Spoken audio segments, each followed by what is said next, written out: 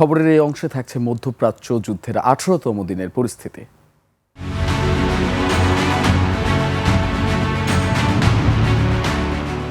Iran যুদ্ধের প্রতিবাদে পদত্যাগ করলেন যুক্তরাষ্ট্রের ন্যাশনাল কাউন্টার টেরোরিজম সেন্টার এনসিটিসির পরিচালক জোসেফ কেন্ট। তিনি ট্রাম্প প্রশাসনের প্রথম উচ্চপদস্থ কর্মকর্তা, যিনি এই সংঘাতের কারণে পদত্যাগ করলেন।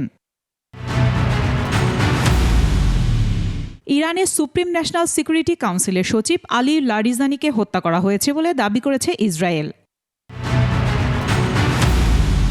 নেতানিয়াহুর দপ্তরের কাছে মিসাইল হামলার দাবি ইরানের। বাগদাদে হামলায় নিহত 4। ইরানের পরমাণু ও ক্ষেপণাস্ত্র কর্মসূচি ধ্বংস না করলে পুরো বিশ্ব বিপদে পড়ত বলছেন ডোনাল্ড ট্রাম্প। আরও জানান, যুদ্ধ শীঘ্রই শেষ হবে। এদিকে আলোচনার পথ আপাতত বন্ধ জানিয়েছেন ইরানের পররাষ্ট্রমন্ত্রী আব্বাস আরগচি।